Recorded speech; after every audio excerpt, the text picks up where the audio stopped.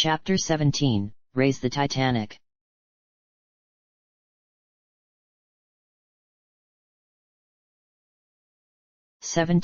Raise the Titanic.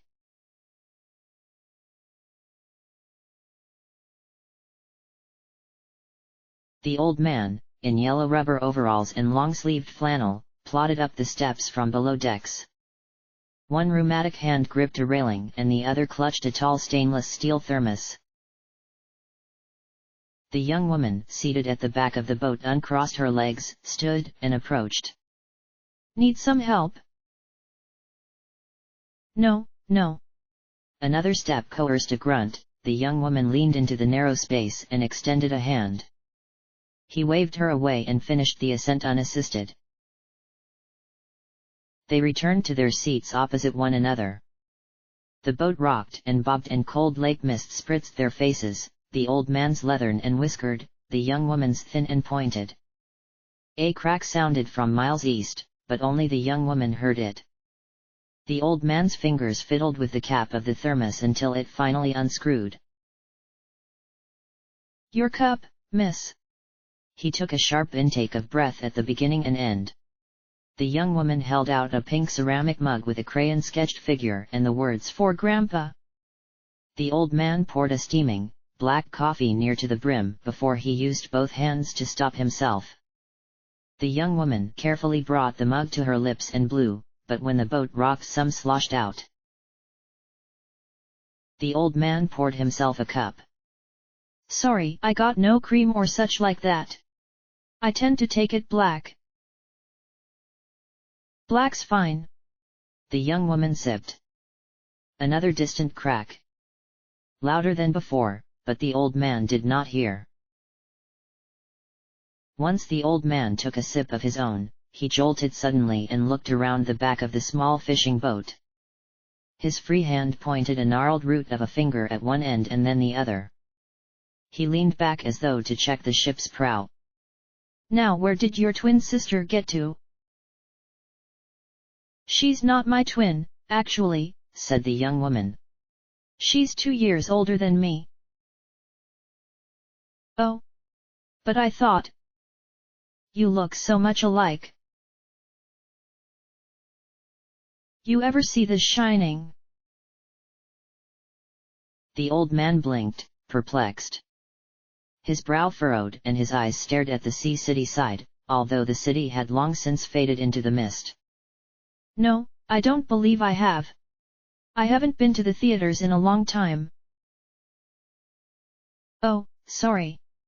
It's an older movie, so I thought maybe you had heard of it. It's a horror film. It has these ghosts, these twin girls who show up in this creepy hotel." The old man slapped his thigh. "Oh yes. I remember now, I have seen that movie. My son was 16, or 15 maybe, but he wanted to watch that movie. Dad, I want to see Shining." He needed an adult to go with him or else they would not let him buy a ticket. And I knew that a bunch of the local boys would sneak into movies like that. But since he came to me and asked, I figured it'd do good to reward him for acting honestly, and so I went to see the feature with him. He spoke slow, arduously slow, pausing at each comma to breathe, enunciating each word with a meticulous sense of precision. "There was the hotel, and yes, just like you said, those twin girls. But they're not actually twins," said the young woman. "Everyone thinks they're twins. Ask anyone about the movie and they'll tell you they're twins, but they're not twins." "Are you certain?" "Yes. It's stated explicitly. Right at the beginning. The guy who owns the hotel, remember him?" "I don't believe I do." "Ullman. That's his name. With 2 L's, because there's a doubling motif. Tons of subtle stuff like that. He has 2 coffee mugs on his desk, too." "I don't remember that at all." The young woman rested her coffee mug on her knee. The warmth felt good in this frigid wasteland of ice and water. Not that Seattle didn't have such DIPs itself, but there's a sense of warmth in the place one lives that one doesn't find in a place where they're a stranger. That's fine, he's a minor character. He really only appears in one scene, when he explains about the murders that happened in the hotel. But if you watch that scene, he explicitly states the ages of the girls. One was 8, one was 10. He says that explicitly. It's right there in the script. Those girls aren't twins, but everyone thinks they're twins. The old man nodded. He took in this information with the same diligent care. He swirled the liquid in his coffee cup and sipped, then wiped his white mustache with a napkin produced from his front overall pocket. It's a long time since I watched that feature. Yeah, and it's also true that the girls are twins, because the actresses who played them were twins. Part of that doubling motif I mentioned earlier, I guess. I'm afraid I don't really understand the point you're coming to, miss. The young woman leaned back in her seat. She raised her mug and sipped. She turned toward another, softer crack in the distance. Chicago's implementation of a yacht had surprised everyone. Even Mr. Cube had said something like, "I actually predicted they would launch an immediate counterattack during the night." His excuse was that someone other than Centurion Joliet had taken command of Chicago's forces, an outcome he had assigned a particularly low probability given the personality makeup of all remaining Chicago soldiers. And whatever. How well could an emotionless alien entity predict the actions of desperate humans? The young woman had never wanted to rely on him anyway. Although, it was Mr. Cube's assistants that found this little fishing vessel and the nice old man to steer it. A nice old man who did not seem totally aware of his surroundings. Mr. Cube himself sat curled up not far from the old man the entire journey, ostensibly asleep but probably doing something to alter what the old man saw and heard. The point I'm coming to, she said, is that if you can tell someone that two sisters aren't twins, and make them believe they're twins, you can do the reverse. My sister and I look similar enough, sure. But if you act in certain ways, tell people certain things, then they'll believe what they expect to believe. The old man still did not understand. He stared and scratched under the brim of his flat cap. I forgot exactly why we started talking about this. It's okay, said the young woman. We were talking just to pass the time. Do you like to fish? The old man liked to fish, and he explained his interest in great detail, lugging a bait and tackle box from a compartment under his seat, which he then opened and described each component within in turn. Hooks, line, things that bob in the water, even a knife. He mentioned how he purchased the boat after he retired, and before that he had fished from docks further up the lakeside. For Grandpa. And while the young woman listened, because she found that so many old people just wanted someone to listen, and so few people were liable to give the time, she also had to keep an ear peaked toward the combat 6 miles further.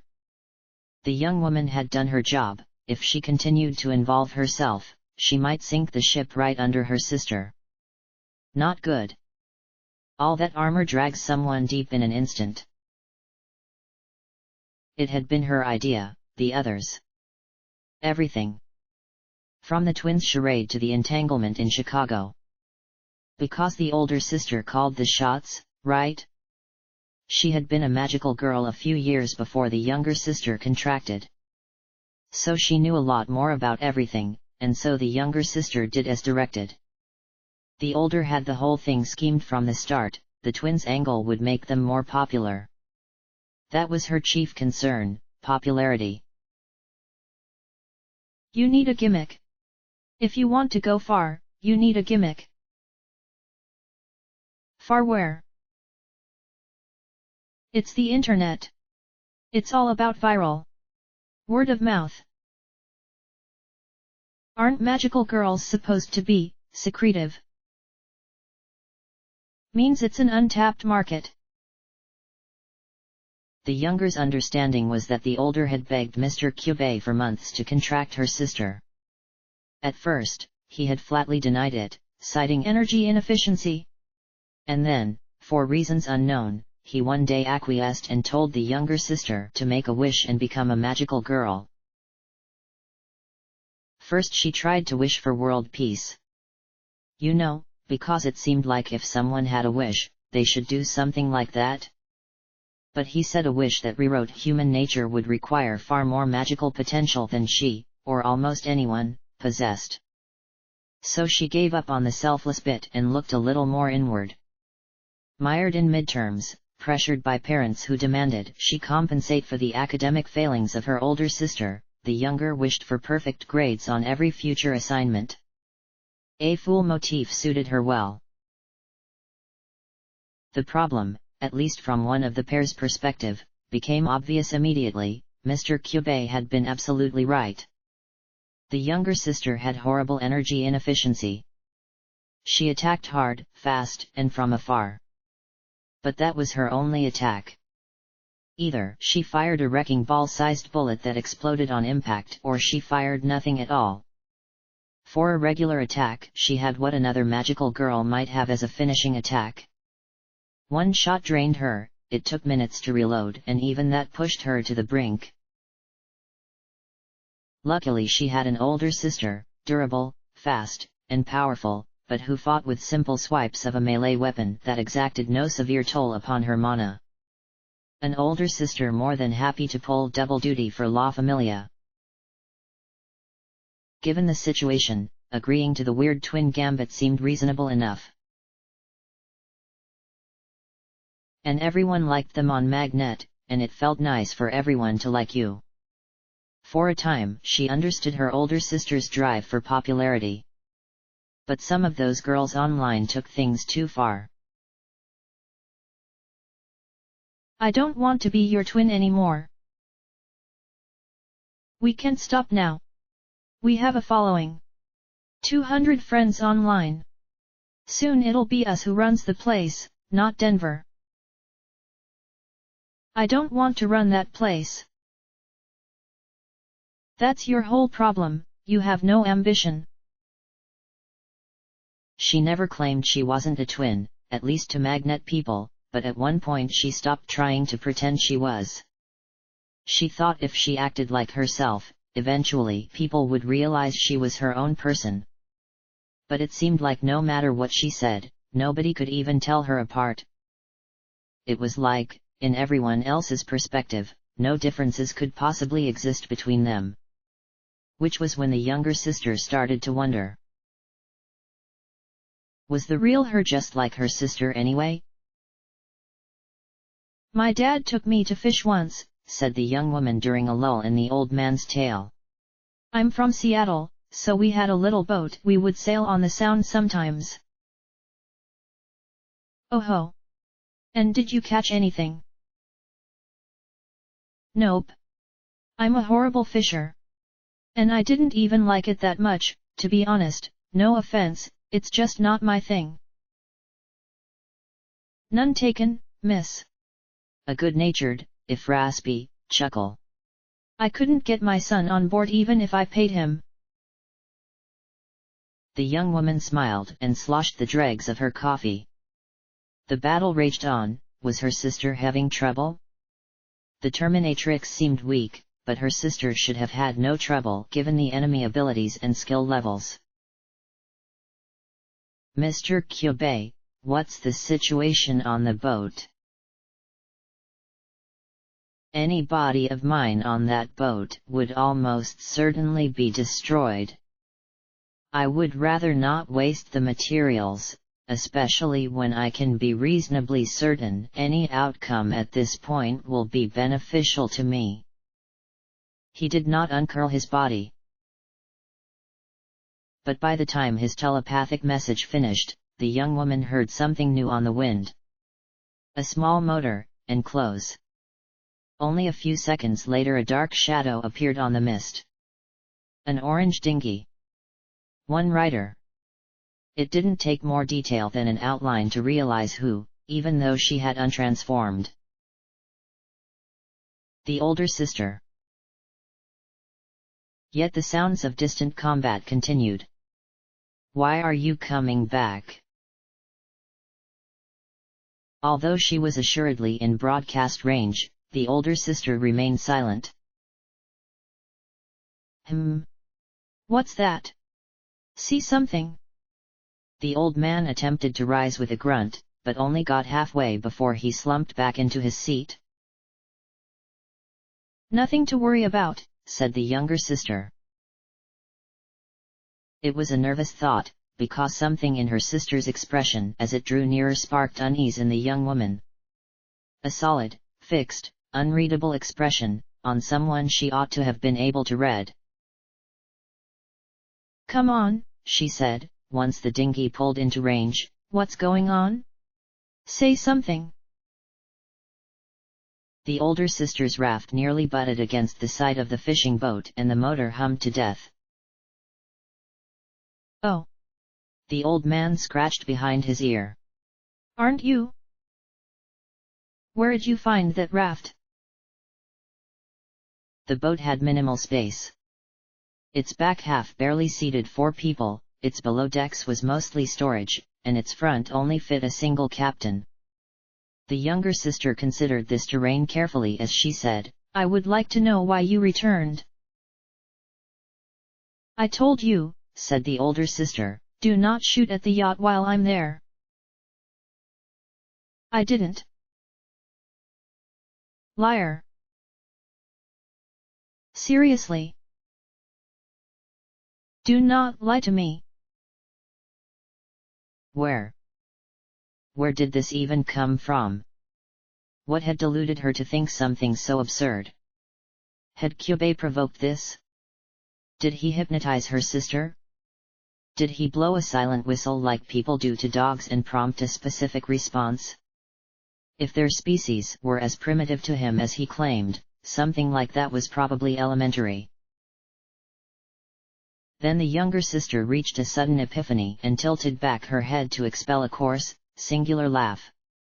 Right. She knew exactly what happened. Remember our briefing? She held one hand forward and tapped her other, holding the mug, against her forehead. Mr. Kyubei mentioned it. The Chicago commander has mind-warping magic. You must have had your perception.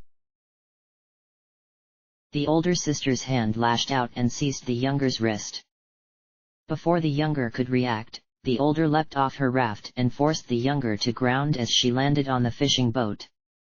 One instant, the younger sister stood mid-laugh, the next, her face slammed against the wood paneling between the seats. The fur grandpa mug plummeted and smashed in front of her as her older sister wrenched her arm behind her back and pinned her with a knee between the third and fourth disc. Hey now, the old man protested. Get below decks if you know what's good for you, said the older sister. Look, I won't stand for any violence on my ship. But the older sister ignored him, and really, there was nothing he could do but bluster in useless protest. The younger sister attempted to fidget, mostly to test how well she had been pinned, and the answer was well enough. Even her barest attempt at motion received a kneecap drill deeper into her spine. Followed by a hiss in her ear, mind-warping magic's a convenient excuse. If not for the pain, the younger sister might have rolled her eyes. The whole situation bordered on farce. The sheer thought of concocting such a scheme just to fire one attack at her sister, an attack her sister could easily survive, hysterical. And surely even her high school dropout deadbeat twin would see the faultiness in the logic? Apparently she did, because her next word, in a far softer tone and with a slight loosening of the hold, was, okay. Okay meaning you believe me, said the younger sister. Maybe. You forgot they had mind magic. Yeah. You spent the whole boat ride here getting mad. Yes. But now you realize there was a reasonable explanation all along. The younger sister laughed again, more a chuckle considering her constrained ribcage. She imagined her older sister, seated in that tiny dinghy, barely broad enough to fit her untransformed, stooped over folded knees, sulking at some imagined slight. The hold loosened and the older sister lifted her knee. The old man, who had started for the ship's controls, sighed in relief, bereft of comprehension but at least able to sense the tension's dissolution. A stupid misunderstanding. Not even that, honestly. Some Chicago girl used her dumb magic and prompted a totally unrealistic, totally unearthly conflict, ungrounded in reality. But as the younger sister pushed herself off the deck, the knee drove again into her spine and forced her down. The older sister said, "I never fought the enemy commander." Oh my god!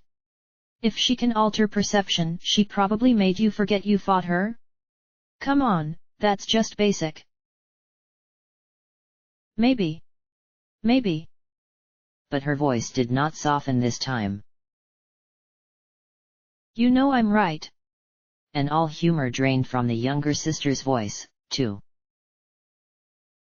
You could have done anything and blamed it on mind magic if I found out. You are the densest, fucking, person I have ever met. You heard Mr. Kyubei say the enemy commander had that power. You heard him too. You could have planned the excuse ahead of time. Maybe the moment you heard it you realized it was your opportunity. That's fucking ridiculous. It's something you would do. I'm taking you two back to port, said the old man. You need to settle down and stop with the foul language this minute. He plopped in his captain's chair, donned his captain's hat, and started the fishing boat's motor. It's something you would do. That line passed their slap and tickle stick amithia. Was that really something the younger sister would do? Was it really something the older sister thought the younger sister would do? As though she were waiting all along for a chance to strike. You always complain, the older sister said. I don't want to be a twin anymore. I don't want to fight Chicago. I don't want this, I don't want that.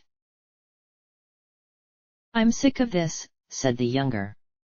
Mr. Kyubei, wake up and explain that I did nothing like what she's saying. Of course, Mr. Kyubei had vanished from his seat. He appeared nowhere in the fishing boat, or at least nowhere the younger sister could see from her constrained vantage. Classic, to disappear when she actually needed him. I'm going to take your soul gem, said the older sister. It's possible you're telling the truth. But I want some insurance. The hand that the older sister pinned was the one that wore the ring. The younger sister had zero options. Ridiculous, completely ridiculous. Hold still. Two hands pried at the younger sister's bald fist. Giving up one's soul gem to someone clearly under the effect of mind-altering magic did not strike the younger sister as a good idea. Alarm bells sounded in every part of her brain, and a strong terror rose from a deeper compartment. Even without mind-altering magic, putting her actual, literal self in the hands of her brutish, single-minded, irrational, angry sister would most likely end in something awful. Instinct screamed, fight. Protect yourself. In the milliseconds after groping fingers started to pry the ring from the knuckle, every element of the younger sister's nervous system had voted in resounding favor of succumbing to animalistic self-defense. Her body acted before she even had time to form a plan. The arm her older sister had not pinned shot forward and seized the shattered remains of the for Grandpa mug. The handle had remained around a jagged piece of ceramic, and it was this jagged piece that the younger sister drove into the eye of her sibling. The older sister reared back. A ribbon of blood splattered the deck. The ship tilted as it started to turn, and the younger sister broke away from what remained of the hold. She rolled to her feet and turned with her arms held semi-defensively in front of her. But no immediate counterattack came. Her sister pedaled backward, pawing at her face and wrenching the ceramic shard out the socket. The blood gushed like a fountain, and even the knowledge that the wound would regenerate failed to prevent the churn in the younger sister's stomach. Her hot blood cooled at once. She shouted, "Watch out!" But the cry came too late. The older sister had already stepped backward into the stairway that led below decks. Her foot fell on empty air and she plummeted. Thump, crash.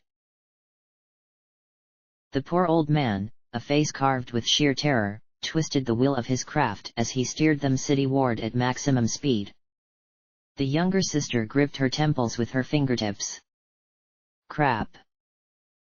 Crap, crap, crap. Nothing good would come of this. Nothing good at all.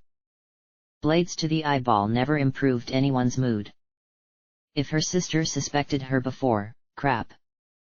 This could not escalate, not on this tiny boat, where any collateral would sink it like a rock, and the nice old man with it. A stifled laugh came from below. Slow, staggered, ha, ha, ha. A form stirred in the shadows, and her older sister, the creature, crawled on pale hands up the first few steps. The younger sister flicked forward her middle finger with the ring and transformed. She stopped being the little sister and became a joker. Pied black and red, bright rouge circles on the corners of her mouth, a puff of white powder for her face. Bells jangled all over, on her coxcomb and the curled tips of her boots, on her belt and along the stitching of the escutcheon emblazoned on her chest. She bounced onto the captain's area of the ship, took the old man into her arms, and bounced again over the water.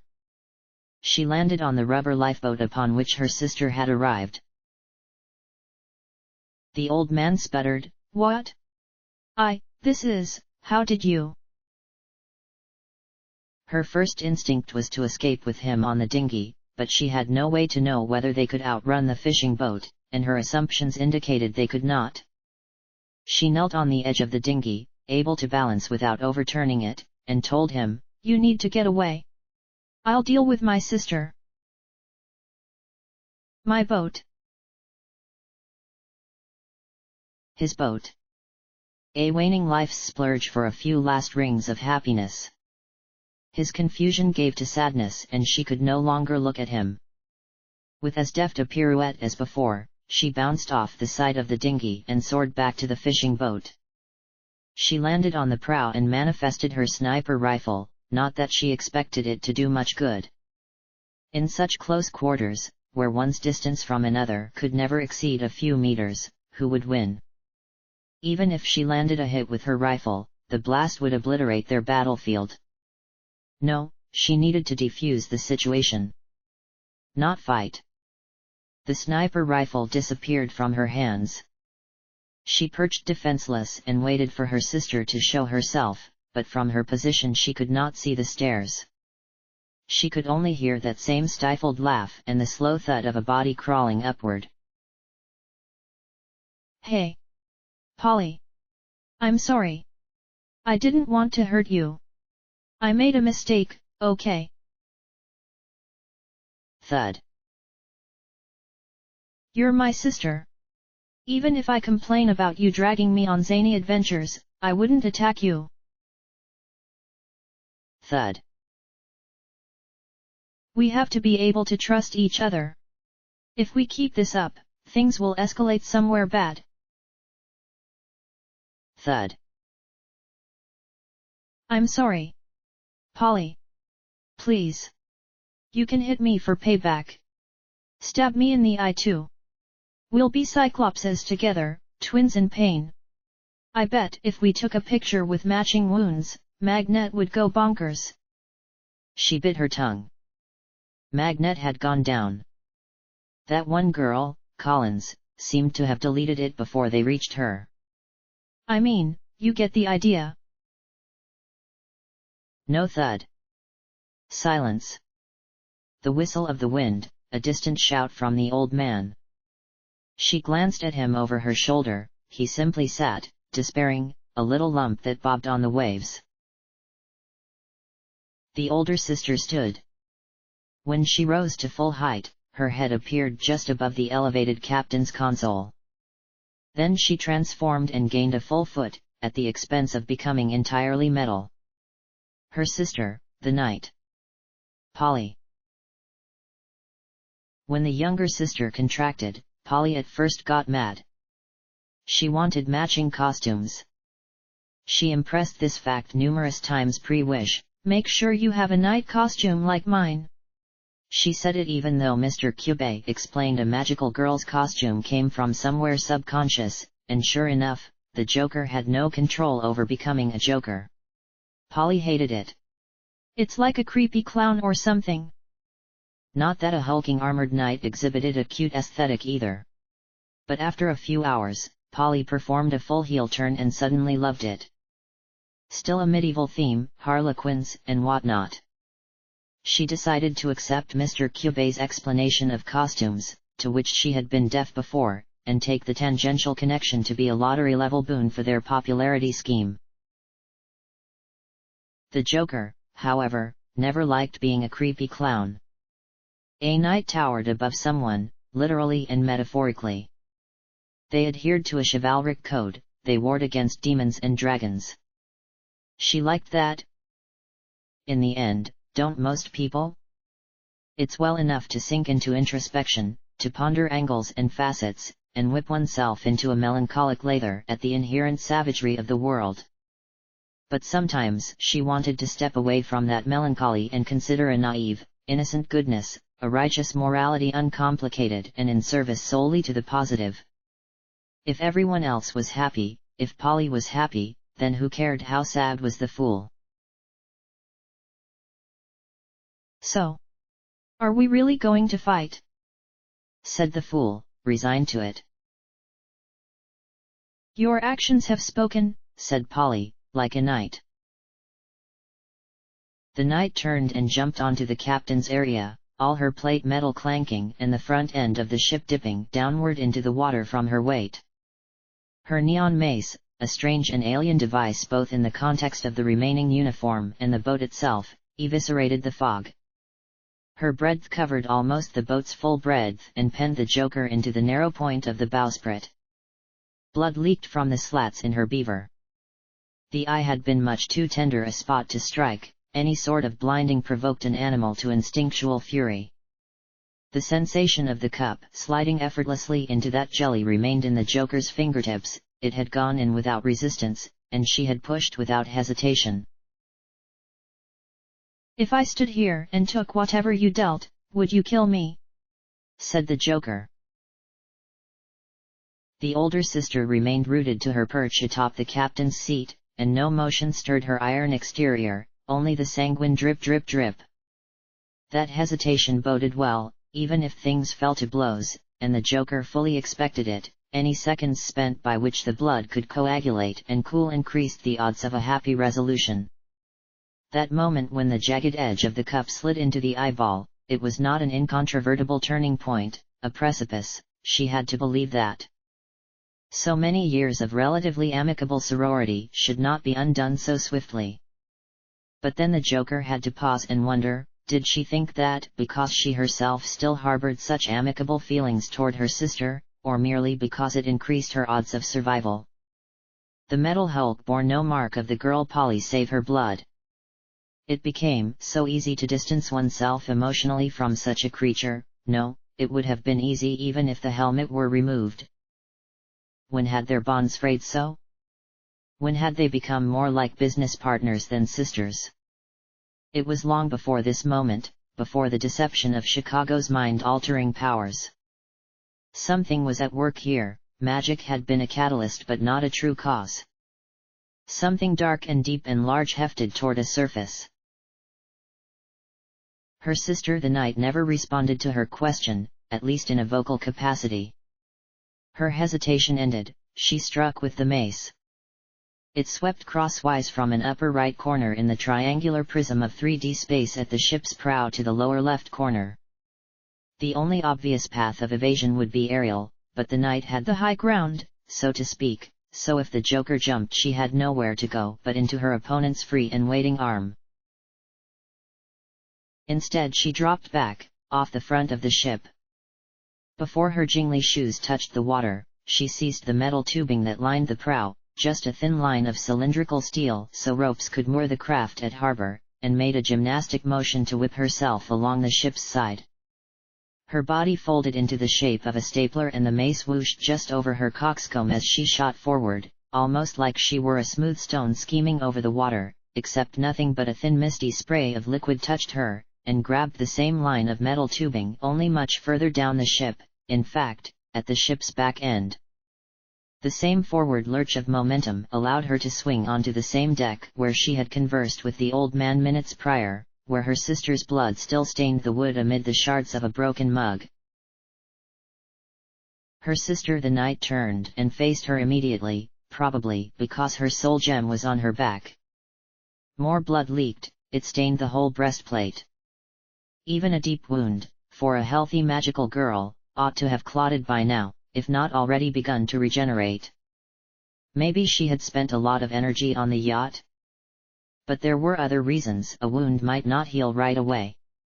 After all, a magical girl's ability relied much on their mental state. Ultimately, the Joker's acrobatics had only served to corner her on the back of the boat instead of the front. The boat was so short that the knight would not even need to leave her perch on the captain's seat to strike. But a few more options opened. The main one was the old man's tackle box, left at the foot of his seat. It contained bait, hooks, and fishing line, densely coiled around a spool, which she snatched immediately and with a tap of her fingertips enchanted into something much stronger. The fishing line at least opened the possibility of subduing her sister without murdering her. Tucked into a leather pocket studded to the lid of the tackle box was a knife.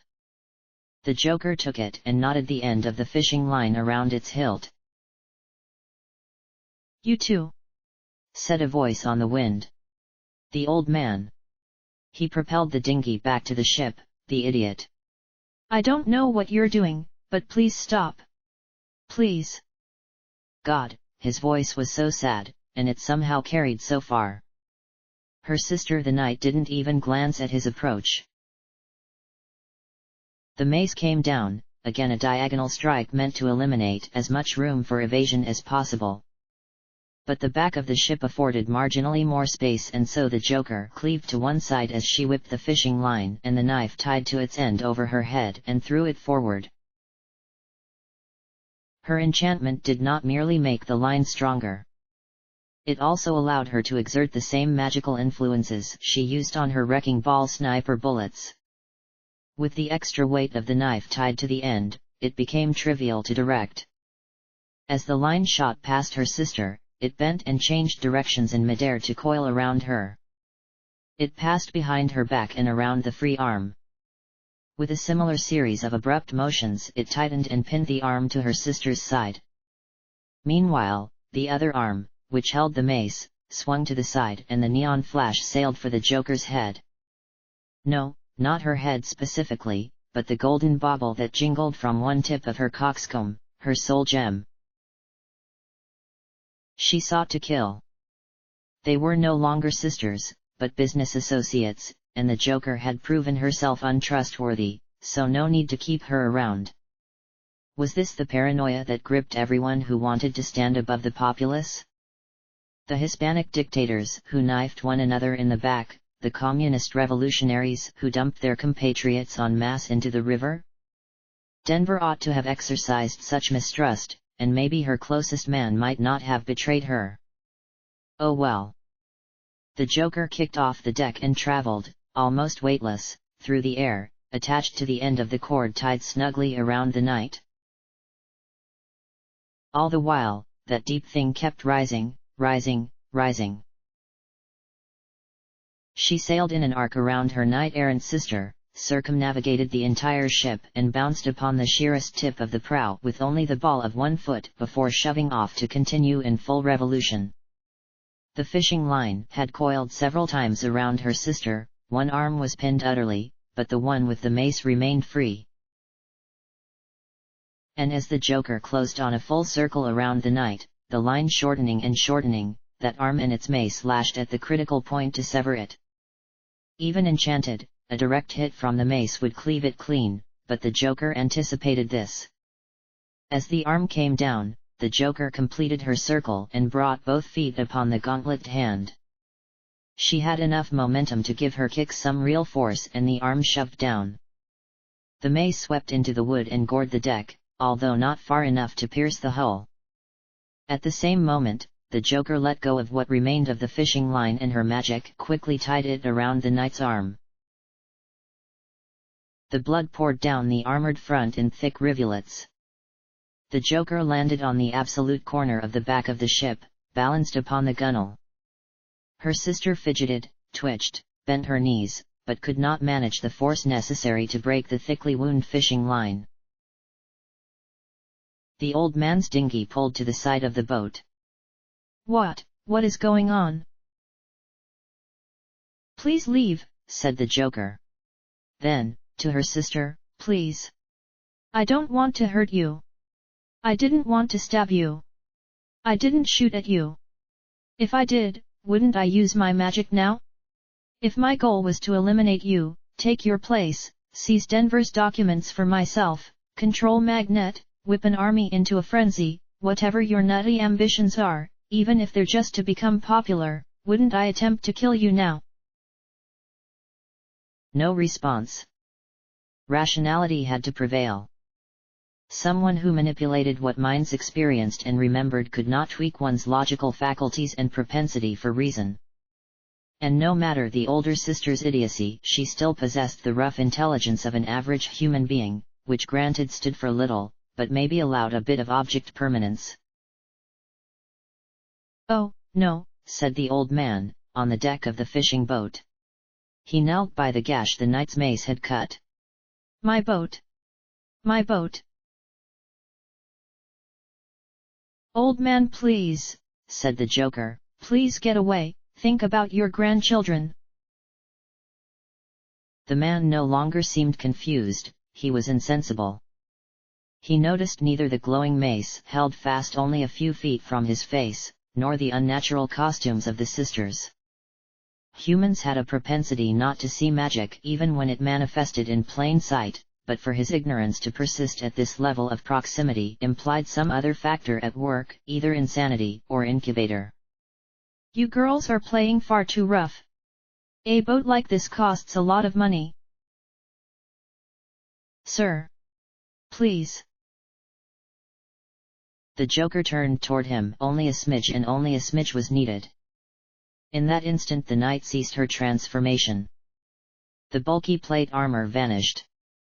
The rope, which had been wound around it, for an instant hung loose in midair.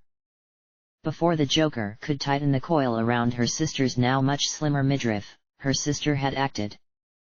One rapid pirouette propelled her out of the loop of enchanted fishing line, she landed on the prow and transformed again.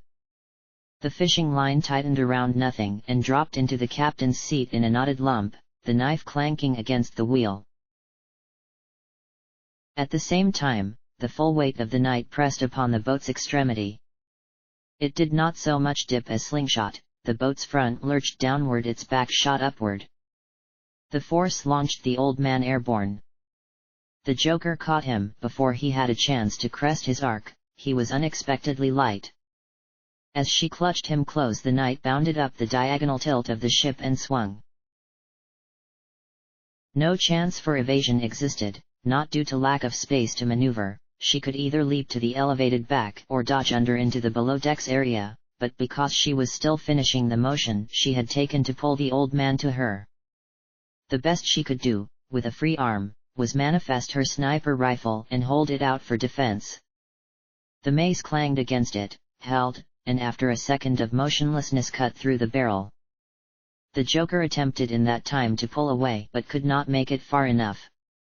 She tucked the old man against her chest and turned her back to her sister as the mace seared the flesh of her back. She screamed, or something. Some brief amount of time blipped out of her consciousness, because when she next became aware of herself, she had fallen onto the deck. The old man trembled beneath her. She attempted to rise, but her boots scuffed the deck uselessly. Had her spine been severed?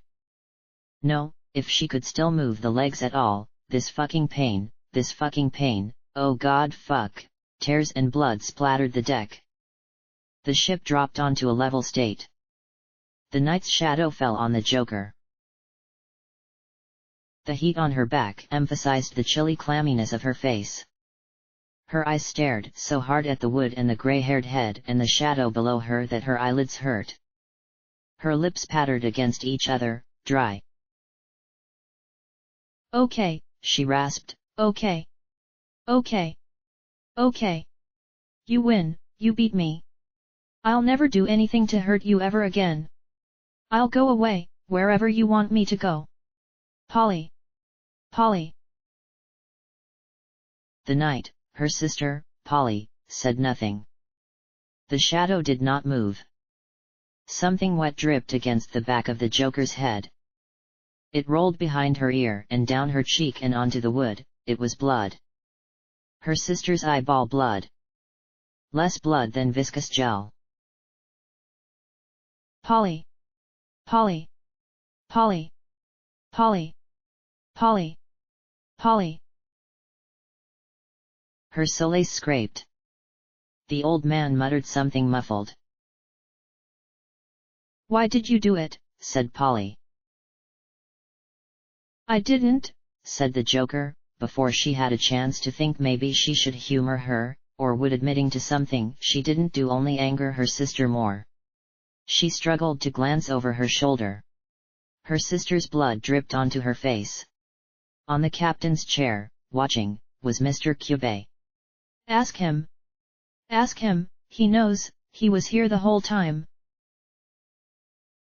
Humans cannot be trusted when it comes to magic, said her sister. Not the old man, him. Her hand tried to point. That fucking rat, he never did anything on accident, he had let this happen for a purpose. The knight raised her mace. You, said the Joker, you are such an ignorant, pompous, easily manipulated fool. The mace fell. By the time it started, though, something else had happened. Had the Joker more time or more stability in her pain-washed experience to consider it, she first would have considered using her still enchanted fishing line to try and snare her sister again, only to discard this option immediately afterward. The line had tangled too much when her sister first escaped. But she did not have time to consider it anyway, at least not at that moment.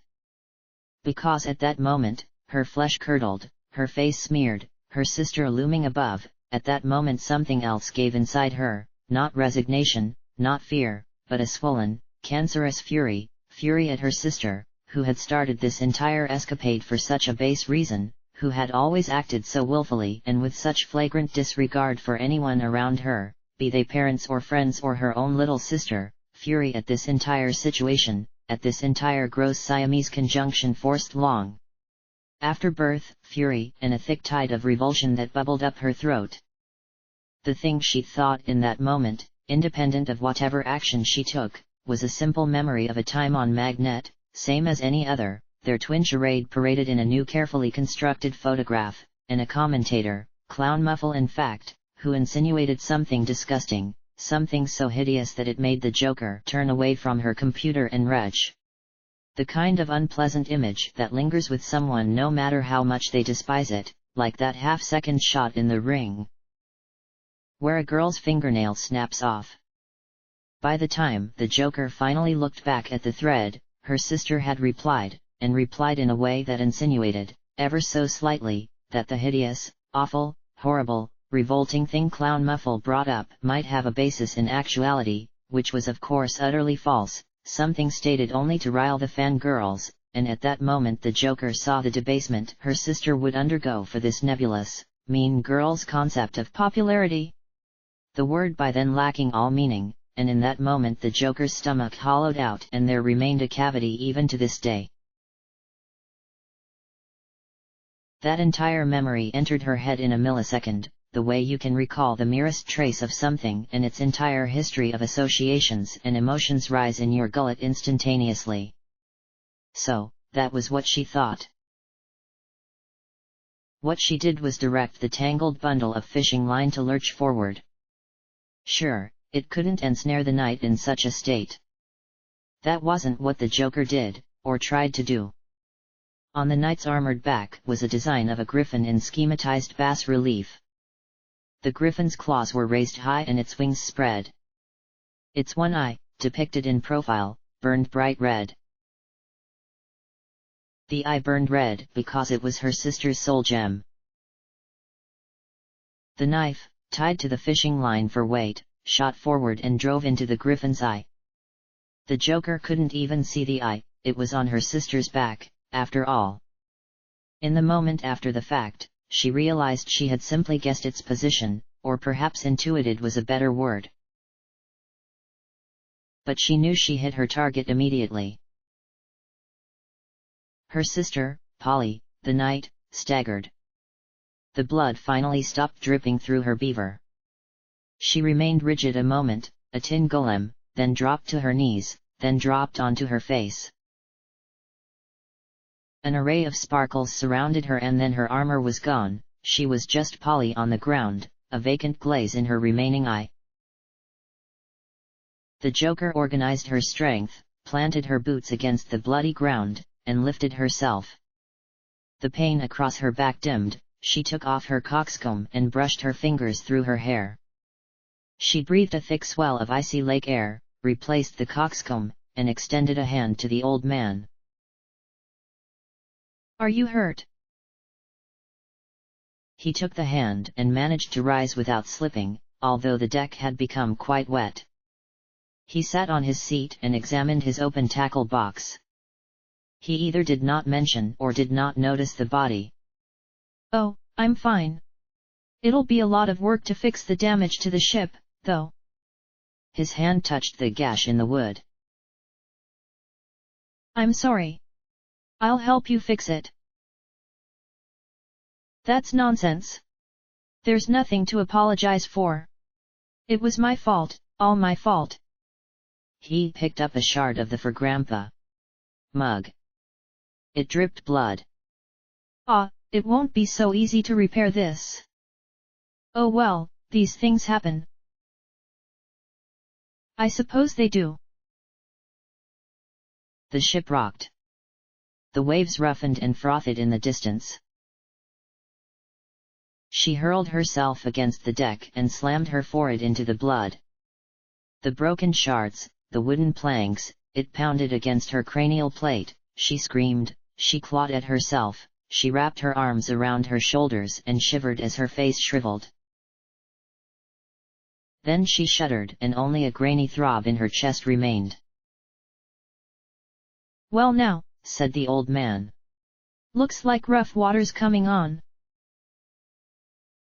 The moment after he spoke, a massive wave rocked the boat. The old man staggered and slipped, but managed to catch the railing to steady himself. The Joker slid across the deck, her sister's corpse slid too, into the stairway that led below decks. Her body thumped halfway down the stairs until it got stuck, only the head and torso and arms left to wobble in the turbulence. A second, stronger wave hit them. The body disappeared down. The old man loosed an elongated whoa. As the wave passed, the Joker stood and wiped her eyes on the cuff of her motley jacket. "Amazing. This one will be exceptionally powerful." That voice was familiar. She'd recognize it anywhere, in any state of mind. He was on her shoulder. She had no idea how long he had been there. "You performed far above expectations, Miss Kiss. Truthfully, I would have given the edge to your sister." Her mind had the audacity to think how weird Miss Kiss sounded. Usually, the incubator referred to them by their full names. Because there had been 2 of them. A third wave hit them. It was even stronger and the entire boat lifted off the water a moment before it slapped back down. The old man clung to the railing and, with unlikely dexterity, shimmied into his captain's seat. If this picks up any worse, we won't make it back. Sorry miss, but I have to steer us clear. The waves moved in a spiral. A vast, mile-long swirl that manifested among the choppy waters, its midpoint at the edge, before her vision became too obscured by the coil of wispy fog rising skyward. In that center, the water bent downward, a concavity, growing, deepening, a cyclone piercing to the depths of the lake. What is this? Under certain conditions, it's possible to manufacture the birth of an especially powerful wraith, said Mr. Cube. Needless to say, those conditions have been fulfilled. And that was when, out of the eye of the monumental whirlpool, a vast black shape began to emerge. So that was the deep thing she dredged. End of chapter. Chapter end.